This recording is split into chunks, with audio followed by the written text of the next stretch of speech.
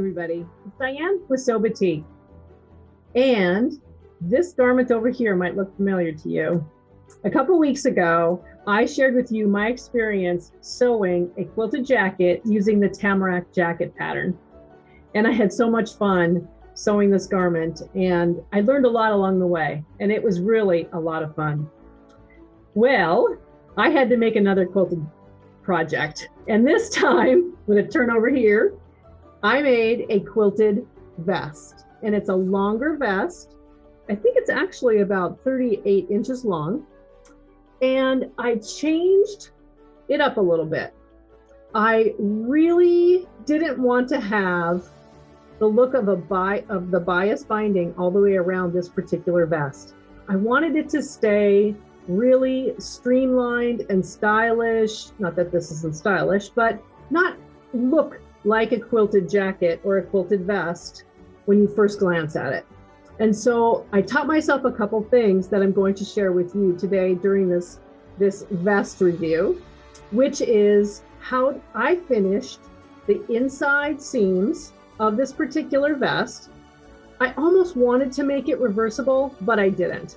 And because I used the approach of a flat facing to finish the edges and the neckline of this particular vest, of the bias binding finish of the armhole, which is pretty traditional.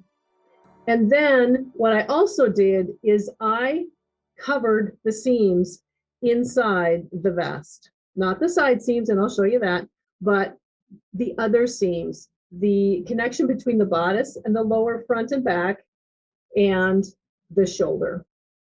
But I really had so much fun constructing this garment. Now what it needs, and I have to go shopping, is a really fun closure. What I'll probably be doing is wearing this for a while without it, or I'll insert like a hook and eye in a couple of spots just to keep it closed until I can find that special closure. And I'm looking for probably a button and a loop or something that will really finish off the front of this vest in a really fun way. So the tamarack jacket has your biased edges and buttons or snaps, whichever you prefer. I use the buttons. So we did a little bit of a different approach on this particular quilted garment, and let's get going on this one. So the pattern that I decided to select to make this vest is one that we've had in our pattern collection for some time. It's the Butterick 5473, and it's designed by Connie Crawford. This may also look familiar to you because I made this previously out of our batik rayon. And I wear this with black slacks and a tan or gold turtleneck, and it is the vest.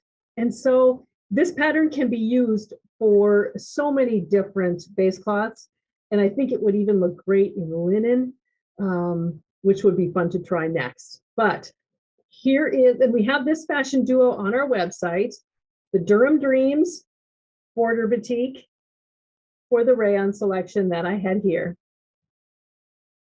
So with that in mind, knowing that I was going to be using quilted cotton, I really knew that it would work well with the structure of the quilted fabric.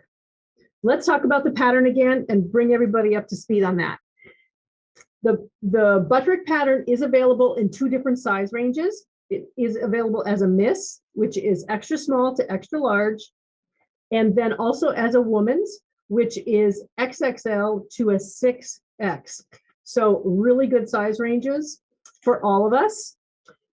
The back of the jacket, or the back of the pattern jacket envelope, which we also have on our website, will be, you can list it lists the sizes and everything that you need to determine which pattern is perfect for you. Let me show you the pattern pieces, and then I'm going to talk about the fabric that I used for this quilted vest. The pattern pieces for the vest, and I'm only going to talk about the vest here. There are two there's the front and the back. The back is on a fold, There are the lower vest pieces, again, the front and the lower back. There is a little bit of curve to it, but not much.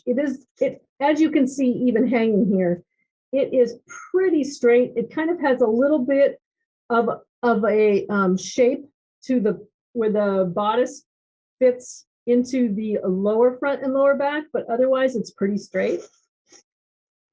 And then it also has the facing pieces for the bodice and the lower front, as well as the collar. And it gives you a little template for deciding on the length that you need for your bias strip to finish your armhole as well. And the pockets. I decided the rayon version that I had made before, I did not put pockets in. I probably didn't allow myself enough time to finish it that way. But this particular jacket, it just calls for pockets. And so I did put the pocket inside this jacket. The pattern also does call for interfacing for your front facing and then around the neckline. With this quilted fabric, I cut the facing out of the matching inside fabric, which is the batik spray lake, and I did not interface it. We didn't need any more bulk to this jacket, and so I did not use any interfacing whatsoever. The fabric that I used, and I had some fun with this as well, I did quilt this fabric up on my long arm, and I taught myself a new continuous line design. And this is, I'll try to put the picture up on the video so you can see what I did here, because it's really hard to see the quilting. I used the same color thread as the primary color in the background of this fabric, both the top and the bottom. And I used So Fine, which is a 50 weight. And this is number 472, which is on our website, and it really coordinates beautifully with any of our fabric that is the color of lake. I decided on the Gardenista Vine Lake as my top fabric, my outer fabric, and then a coordinate, which is the spray lake, as the inside of the vest. This time I quilted it with a bamboo and cotton 50-50 blend.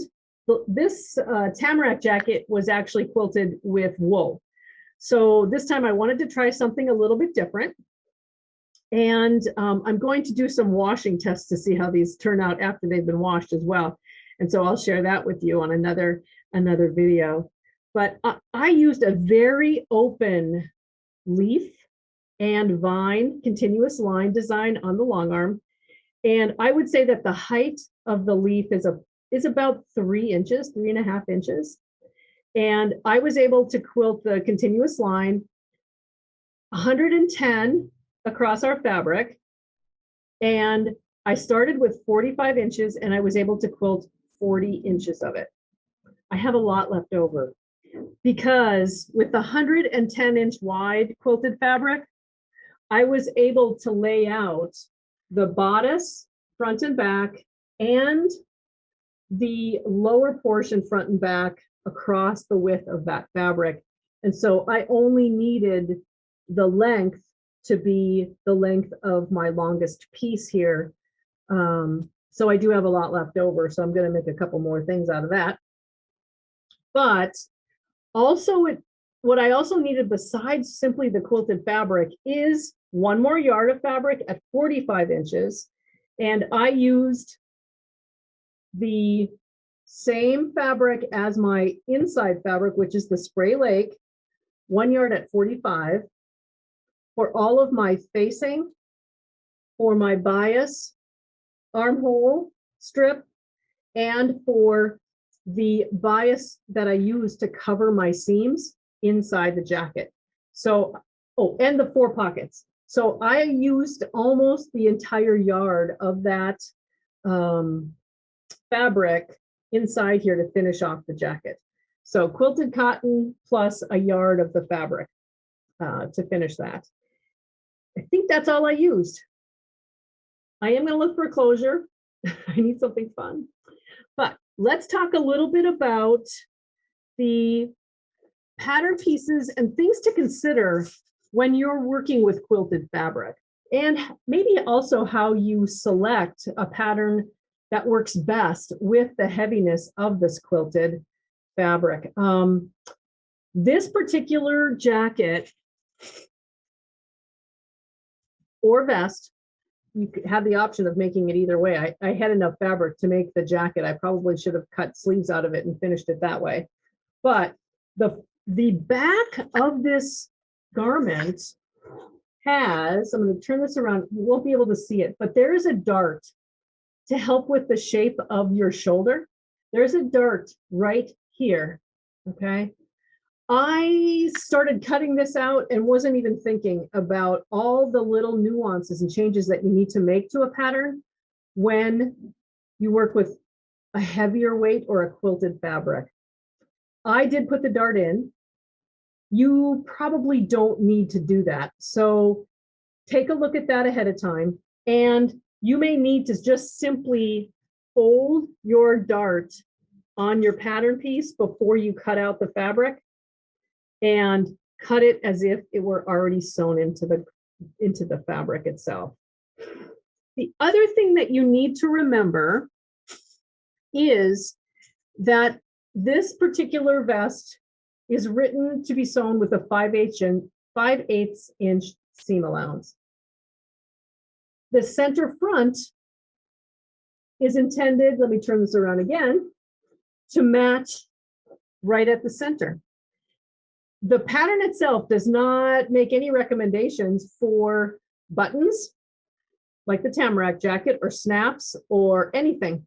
It is designed to meet and touch in the center front, which means that since I decided to use a flat facing on it, I was able to use that 5/8 inch seam allowance and keep my center front in the right place. If you decide you don't want to do that, that you like the look of the bias binding finish to it, you would have to measure and cut enough and prepare enough bias binding to do the entire front and the neckline, and then maybe even the edge, the lower edge of the vest as well. And then think a little bit about, do you really want the slits in it, and how are you going to finish the seams for the slit, the side slit that is at the hem, okay? So you would, if you decided that you wanted to do the bias binding on this particular vest, you would need to slim down that center front and take out the 5/8 inch seam allowance, cut that out of your quilted fabric before you add and finish your edge with the bias binding. So keep that in mind whenever, whether it's this pattern or another pattern, really pay attention to those little things that may change how much or how little you cut of your quilted fabric, okay? I think that's about all that really needs to be shared about this particular garment. What I'd like to do now is show you how I finished the inside seams and also the front facing. I'm going to show it to you first, and then I'm going to do a little bit of a demo so that you can kind of see what I did. You know, I really almost wanted it to be reversible, but with the way I decided to finish the inside with the flat facing, it just wasn't going to work. And so I taught myself and told myself that I could actually do this. The shoulder seam, what I did is the shoulder seam, and I'm going to flip this inside out, and where the bodice meets the lower back and the lower front, what I did is I covered my seams with a bias binding. And then I top stitched the edge to the jacket. You can see that top stitching on the front just a little bit, but with the busyness of this particular fabric and the quilting itself, you can barely see that that was even top stitched. But it finished the inside of the jacket beautifully. You can't even see that that was a seam. I mean, you can, but at least you don't see the edges of the batting and the mix of two layers of that. And it also kind of, I trimmed the seams down, and so you don't really feel that extra bulk to it. I did not finish off my side seams that way, however, and the hem. What I did here is I used my serger to finish the edges of my side seams. Then I sewed the pocket on with my pocket.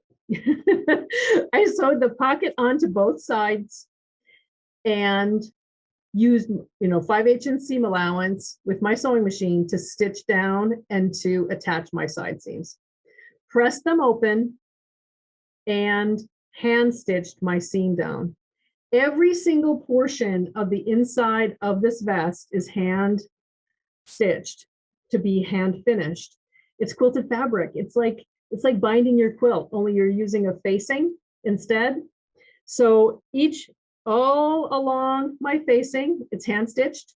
I hand stitched my bias binding to the arm opening. Instead of machine stitching it, I hand stitched it. And I also hand stitched my seams down because I didn't want anything to get bulky or come up. And I also hand stitched the seam down here, and I top stitched my hem. So a combination of everything. The front finish, on the front of it, I turned up the hem and then pulled the facing over the top of it and hand stitched it down. So I finished beautifully, and you can't even tell in a way that it's a quilted jacket besides the look of the bulk of it from afar. So I really just love how it turned out, and I taught myself a couple of new things. So let's jump over, and I'm going to show you a little bit about how I went about finishing my inside seams and a little bit about the facing and how I put that on, and then we'll come back.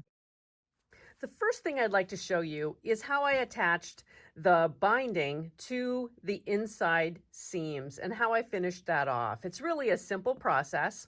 And here's my little demo fabric. These are both 2 pieces of quilted fabric. And then I did make this bias because I never know if I'm going to hit a curve somewhere along the way. And so I just always want to make sure that I'm prepared for that. I cut the strips 1 3/4 inches and then used my iron to press each side into the center. I believe that these are about 3/8 of an inch. Our seam allowance is 5/8 of an inch.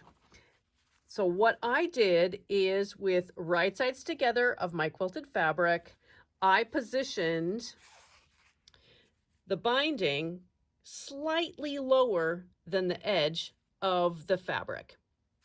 I used clips to clip these together because trying to do this with pins is just a little bit more difficult because there's so many layers that you're trying to pin through. So I really find it easy to use Wonder clips or whatever brand of clips that you like to keep these together.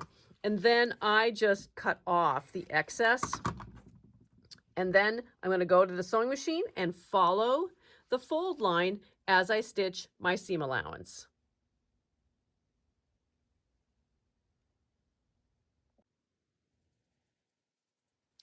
With the seam allowance in place, and just so you know, I really had to give this some thought ahead of time because I didn't want to stitch this twice. I wanted just to do this once. And so in one step or steps, what I'm doing is sewing the seam closed as well as binding it at the same time. So the next thing that I did to kind of reduce all of this bulk is let's cut down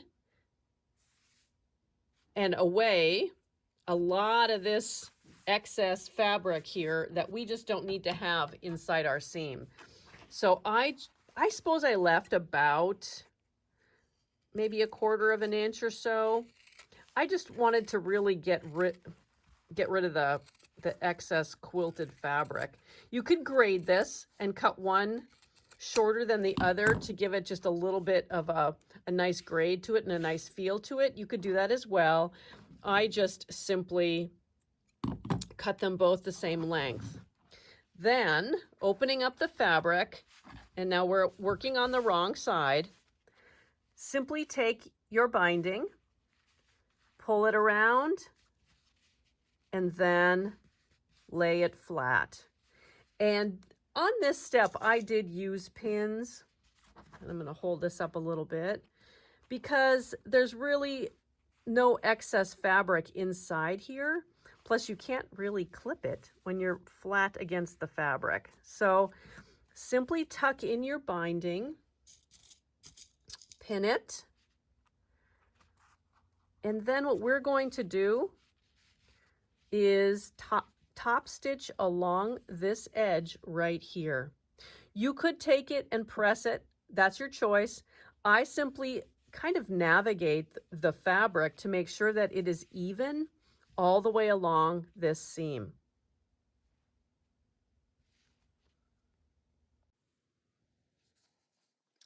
So now we've top stitched right along the top edge of that fold, and our seam is completely inside that binding.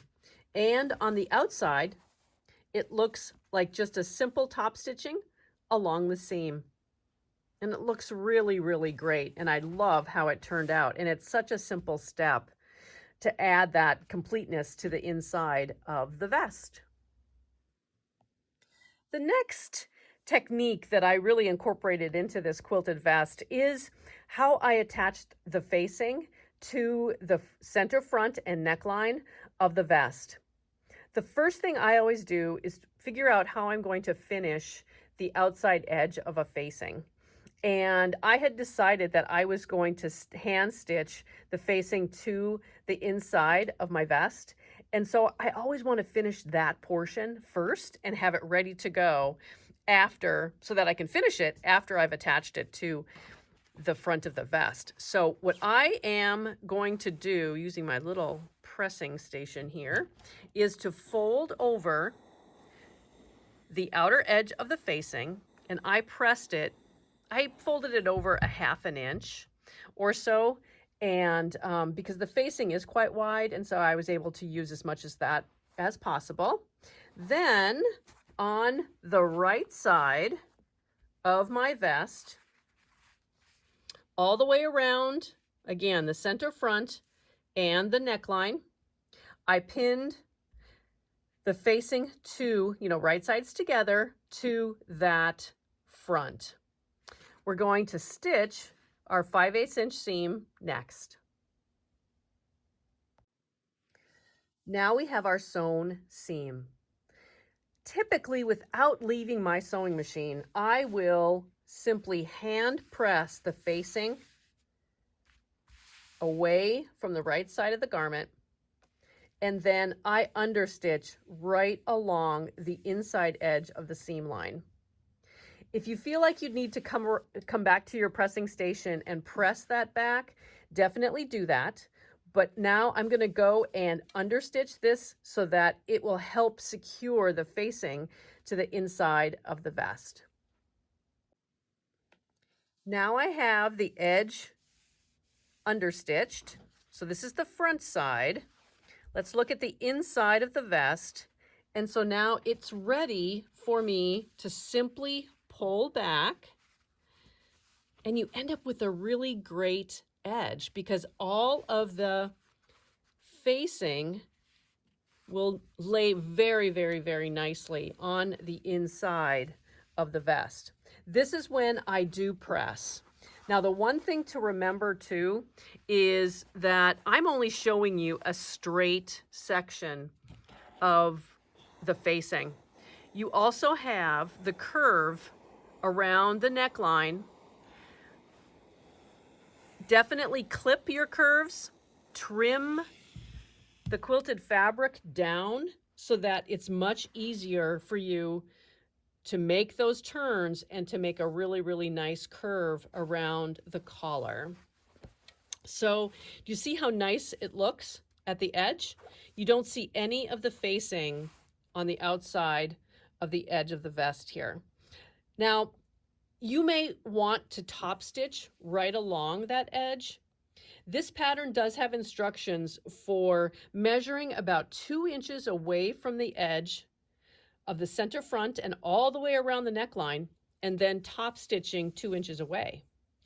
I didn't want to do that. I just felt like the quilting on the fabric was busy enough, and so I didn't want a straight line going all the way around the front. So I decided that I was going to stitch and hand stitch my facing down.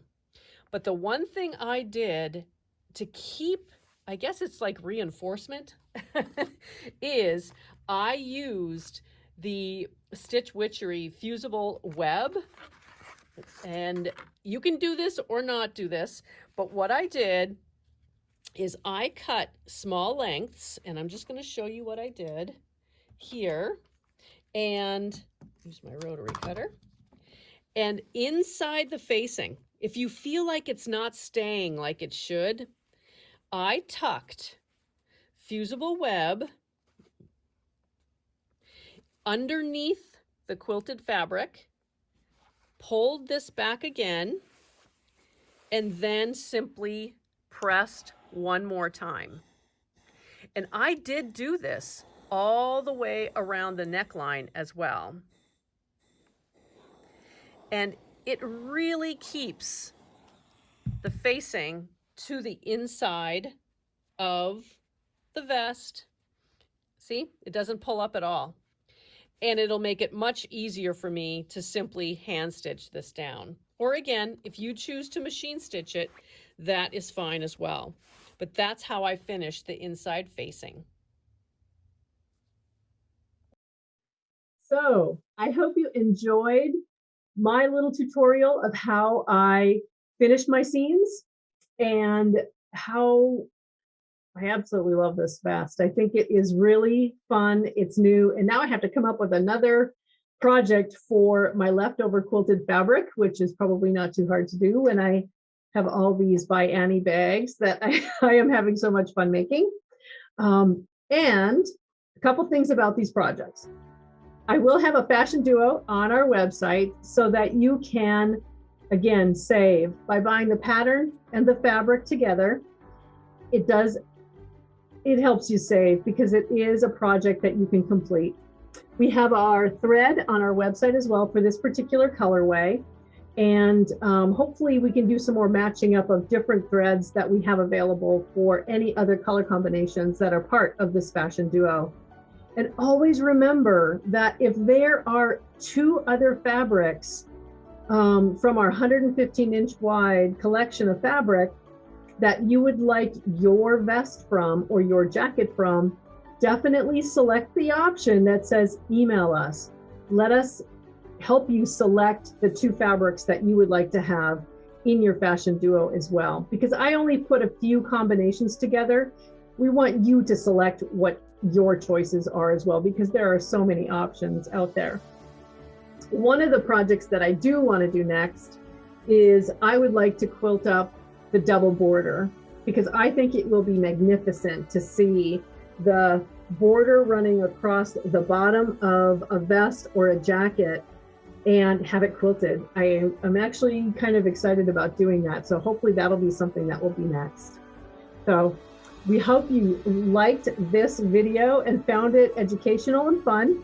And so leave me a comment. Let me know what you think. And definitely follow us on Instagram and on Facebook and Pinterest. And sign up for our newsletter. And have a great rest of your weekend or whatever is coming your way. See you soon.